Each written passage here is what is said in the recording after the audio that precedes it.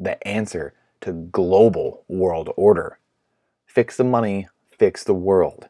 Brandon Gentile here. The answer to global spy coins and Big Brother.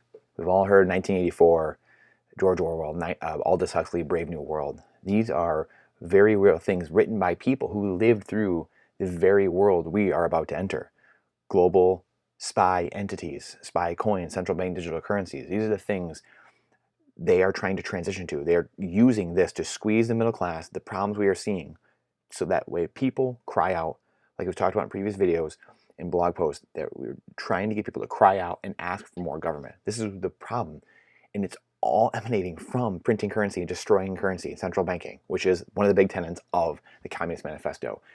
This, if we root this out, this is a fix to the problems. These are the fixes. We're still going to have human problems. There's still going to be things, but so much of life will be different. The abundance we'll have, the difference will be there because of incorruptible money. Money is the root of all evil in the sense that it can be corrupted, manipulated. When you take out that manipulation or the corruption, you root out much of the evil associated with it. That is the insidiousness, the stealth tax of inflation. Them not being transparent, them taking your wealth from you over time silently, transferring the power to themselves. Money is just a tool. It makes you more of what you already are. So if you're a bad person, more money will make you an even worse person. If you're a good person, more money will make you an even better person in the sense that you can give more, you can do more good. And if you are a bad person and you have more money, you will do more bad with it probably. So this is the answer to fixing the money, fixing the world. This is the answer. Sound monetary attributes are what are needed to take back control.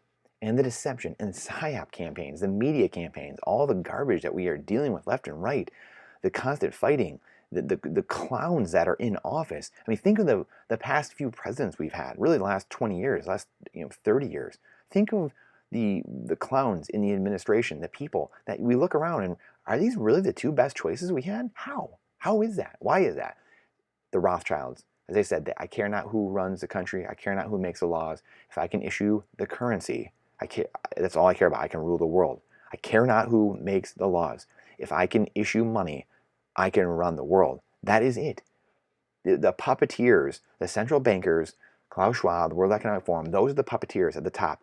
They are the ones controlling the Trudeaus, the Bidens, the Bushes, the Obamas. They're the ones controlling the puppets, that the people that we see. And that's why we're just constantly distracted with media day in and day out, day in and day out. The media conglomerates all run by the same people. That's why alternative media is being crushed everywhere. It's because they're like, hey, I'm not paid off by these people. I'm not owned by these people. So they can tell actual truth.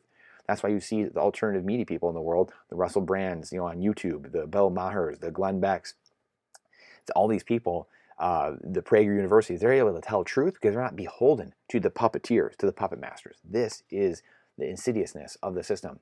This is not capitalism. This is not free markets. We have crony capitalism at best, more probably state capitalism. It's a form of Marxist, communist capitalism. It just is some type of conglomerate. Because here, truly, capitalism is deflation.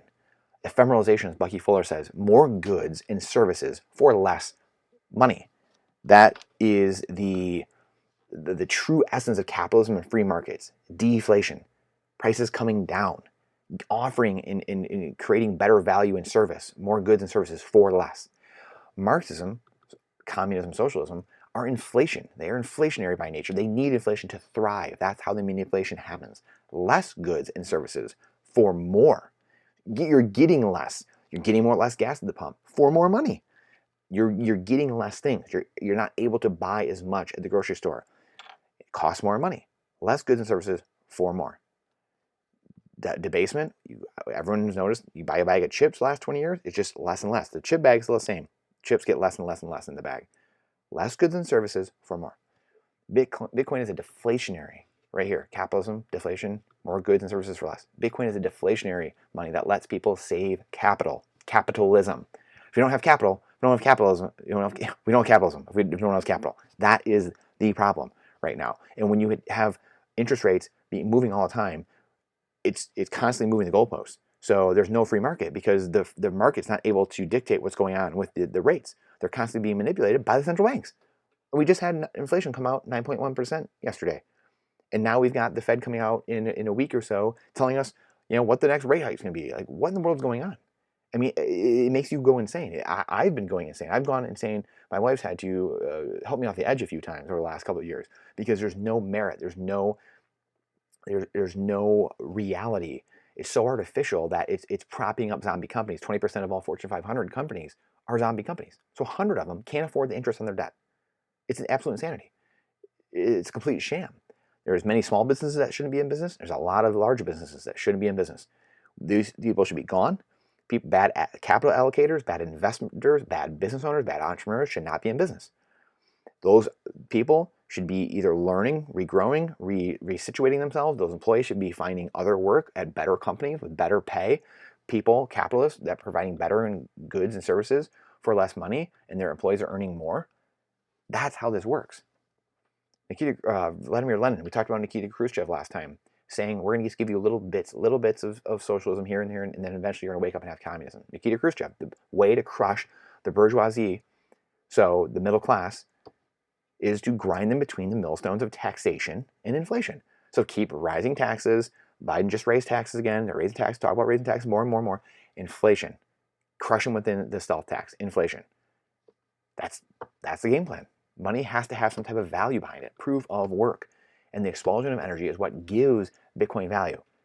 The mining of Bitcoin, the value is behind the work, the energy that's expended. Just like gold mining, you have to mine the gold. Down here, we say you have to mine the gold. There's actually there's something to it. There's value behind it, the energy that's outputted. And it must hold its value over time. So it must hold its value.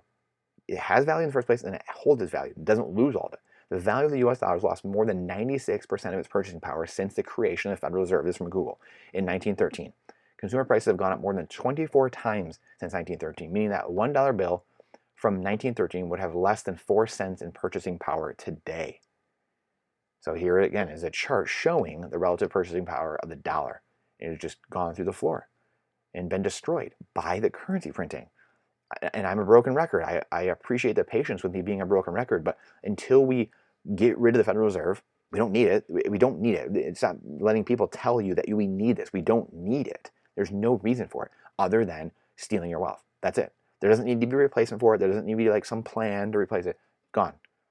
We can't even audit. They won't let us audit it because you can't. That's the whole sham in all of this, because they don't want you to. Just like I said, the gold thing earlier, you have to have perceived value. It has to store value. Gold was at for thousands of years. We can still mine more of it, and there's still infinite amounts all across the universe. That's why Bitcoin is finite and continues eating all the assets over the last 13 years, and will continue eating all the assets because it's the only finite asset and network that continues accruing value with a predictable monetary policy, having every 4 years, and then eventually it runs out, and all that's left are transaction fees, and the system being run and operated with no new coins coming. So more and more people have to fight over game theory. More and more people have to fight over an ever expanding, ever growing Bitcoin value per coin or per Satoshi. Currently, we have a monetary system where plunder and deceit, as Frederick Bastiat talks about, currency printing or courting lobbyists are rewarded more than those that actually work. And again, there's many quotes about when empires fall, when people realize that it's easier to vote for their money and vote for their living than it is to actually work for their living and work for their money. So we're at the end of those empires. So how do we get prepared? We talk about this, food storage, water, shelter, gold, silver, Bitcoin, removing yourself from the system, having some cash out of the system, firearms, ammo, having the stuff out of the system, being protected, resilient, independent. And like we said earlier, this is not free markets or capitalism. We don't have that. I'm so sick of everyone saying we have free market capitalism. We have nothing close to that. We are continuing to spiral out of control because we do not right the ship. We let people continue to distract us and let us fight over stupid ancillary things. However, we can right the ship. Life, liberty, and property. Bastiat goes on. Life, liberty, and property do not exist because men have made laws. On the contrary, it was the fact that life, liberty, and property existed beforehand that caused men to make laws in the first place. The Marxists want the abolition of all property. They want to control every literal aspect and decision of your life. And again, I know it's hard to believe, but that's what they want. All the memes, the things, like you eating bugs and all of us eating bugs, that's what they want. They are telling us the world's going to get destroyed unless you give me all the power and control and you outsource your thinking to me. or else the world's going to explode and it's going to, they've been saying that for decades. We're still here. We're still fine. The earth warms, it cools, it warms, it cools, it warms, it cools. That's what the earth does. We had an ice age 10,000 years ago. We're okay. They want to control every aspect of our life. One is top-down thinking, communism, capitalism. One is top-down thinking, and the other is bottom-up thinking. The true American ethos, again, top-down, the elites control everything, and then the other is bottom-up, the individual. The true American ethos is rugged individualism that unites together to form a more perfect union. So it's a bunch of individuals and families working together, uniting together, fighting together to form a more perfect union, e pluribus unum. This, again, is another thought experiment to work yourself through. That's merely what I'm trying to do, and put puzzle pieces together. And again, this helps me work through these things too when I'm writing these things down and talking about these things. It is one of the many reasons I believe Bitcoin will emerge as a technology that disrupts and strips power away from the globalists, trying to control every facet of our lives. Jeff Booth wrote The Price of Tomorrow. We've talked about him before. He is so smart, unbelievably smart investor, theorist, entrepreneur. Talks about Bitcoin in plain terms, plain English. His book, Price of Tomorrow, is a must-read. He said it plainly. If you have abundance of money, you will have a scarcity of goods, which we have now. Our debt was just 20 trillion, a couple years ago. Now it's 30 trillion. It's already in 4 years expected to be 40 trillion. Parabolic curve. The more money you have in supply, the scarcer goods become, which they're having now. Food shortages, the more stimmy checks we hand out, the more transfer payments, the more corporate welfare, the more bailing out companies, the more billions and trillions we send to Ukraine, the scarcer goods are. This is inflation. That is central banking. That's inflation. That's Marxism. If you have scarcity of money, though, you'll have abundance of goods, deflation. If you have an incorruptible, uncensorable, immutable money that cannot be changed, that cannot be issued, that cannot be messed with, I was going to say effed with, you'll have an abundance of goods and services. You'll have cheaper goods and services as people are able to go to work and have their money just accrue value. It used to be like back in the day when you had sound money backed by something, when you had currency that was actually backed by gold, your money would go up in value over time. You'd have 15%, 10, 15, 20% interest rates where you could go to work and then retire just off the interest. That is Bitcoin. And it's incorruptible. And that was corrupted from all of us. And that was taken away because it was a man-made system. And now we have an incorruptible system in code, a system of laws, not by men. Because right now we have a system of men. We don't have a system of laws anymore. And that's what Bitcoin is, a system of laws, a system of code that cannot be changed.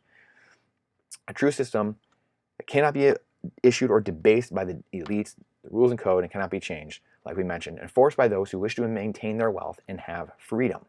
So there's a game theory. The people that are maintaining the system don't want to debase it. They don't want to print more Bitcoin. They don't want to change the code, and it's very hard to change the code, but no one's incentivized to change the code. The people, the nodes, the miners, the people running the network and expending the energy, why would they want to print more of the Bitcoins? Because that dilutes the value of what they're doing. That dilutes the value of their currency. So if you and I are running the dollar printing presses, why would I want to dilute the value of it? I don't want to dilute the value of it because I don't stand to benefit from it. The problem, though, is, again, there's opaqueness in the system. No one knows what's actually going on behind the scenes in this legacy system we have. But in Bitcoin, it's a ledger. It's a transparent ledger where everyone can see what's going on. So even if that were to happen, we'd be able to see who the actors were, even if that could happen. And in theory, it could. But in reality, it will not happen in practice. And again, it will not happen again because you're diluting your own wealth if you do that. We've been sold a lie for a century that central banks and inflation are good. Really, centuries. Look where it has brought us. Division, hate, vitriol. It didn't have to be this way, and it doesn't have to be this way moving forward. We have the power to elect local leaders, bottom up, who will push those above them. State representative, state leaders, doing your local, your school board, your local city mayor, township. Those will push the people above them, and then those above them in the national. Because the national are the ones that are really corrupt, really, really corrupted, because it's easy to just congregate power into one person, and then all you have to do is corrupt one position, and then that one position is gone. So we have to go bottom up, because the more you have a groundswell, it'll overtake those above them and push those above them. It didn't have to be this way, and it won't be going forward. I know going forward it will not be. I have complete hope and faith that it will not be, because people are waking up left and right. Again, we have the power to elect the leaders, to push those above them, and we have the power to own assets, Bitcoin, that are completely out of the hands of those at the top, sucking power away from them. Sucking power, removing yourself from the system, and the less nodes, the less people in that system, in their system, the less people there, the power of the network declines. The less nodes there are, the less power they have. The less people using that system, the less power they have. What better 1-2 punch can you find? And again, I would add in having a strong faith, a belief in something bigger than us is another big thing beyond Bitcoin, fixing the money, fixing the world, electing good local leaders. That has to come from somewhere, knowing there's something bigger than us. There's a foundation, maybe it's God for you, maybe it's something else, knowing there's an entity bigger than us that created us, that there's something, the pale blue dot. We are a little speck of sand in this universe, this entire universe. There's something way bigger than us.